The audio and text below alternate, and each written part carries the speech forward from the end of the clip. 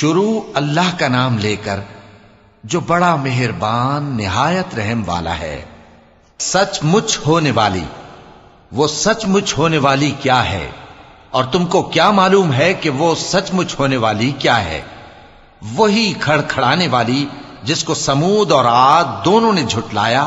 سو سمود تو زبردست زلزلے سے ہلاک کر دیے گئے، رہے عاد تو ان کو نہایت زوردار آندھی سے تباہ کر دیا گیا۔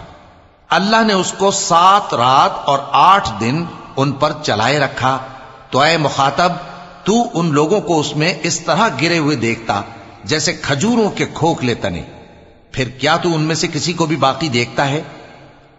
اور فرعون اور جو لوگ اس سے پہلے تھے اور وہ جو الٹی ہوئی بستیوں والے تھے سب گناہ کے کام کرتے تھے، سو انہوں نے اپنے پروردگار کے پیغمبر کی نافرمانی کی تو اللہ نے بھی ان کو بڑا سخت پکڑا۔ جب پانی طغیانی پر آیا تو ہم نے تم لوگوں کو کشتی میں سوار کر لیا تاکہ اس کو تمہارے لیے یادگار بنائیں اور یاد رکھنے والے کان اسے یاد رکھیں۔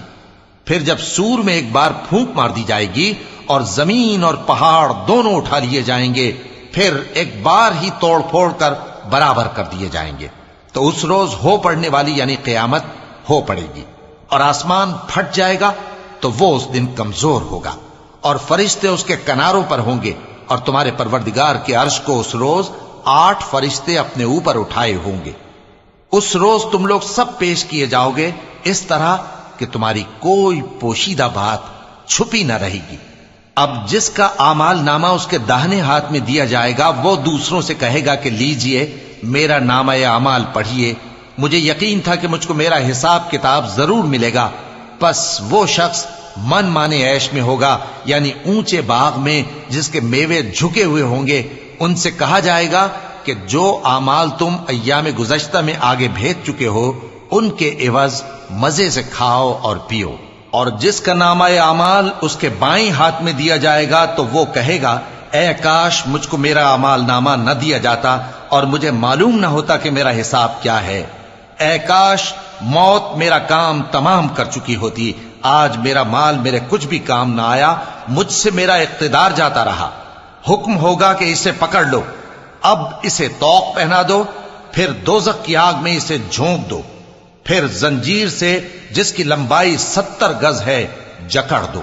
یہ نہ تو اللہ عظمت والے پر ایمان لاتا تھا اور نہ فقیر کے کھانا کھلانے کی ترغیب دیتا تھا، سو آج اس کا بھی یہاں کوئی دوست نہیں اور نہ اس کے لیے کوئی کھانا ہے سوائے زخموں کے دھون کے، جس کو گناہگاروں کے سوا کوئی نہیں کھائے گا۔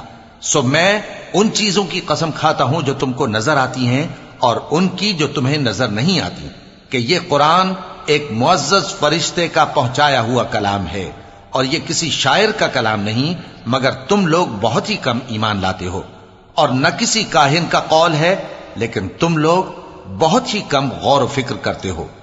یہ رب العالمین کا اتارا ہوا ہے۔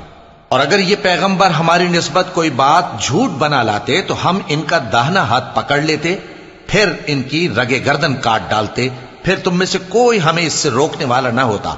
اور یہ کتاب تو پرہیزگاروں کے لیے نصیحت ہے، اور ہم جانتے ہیں کہ تم میں سے بعض اس کو جھٹلانے والے ہیں، نیز یہ کافروں کے لیے موجب حسرت ہے، اور کچھ شک نہیں کہ یہ یقین کرنے کے لائق ہے۔ سو تم اپنے پروردگار عظیم کے نام کی تسبیح کرتے رہو۔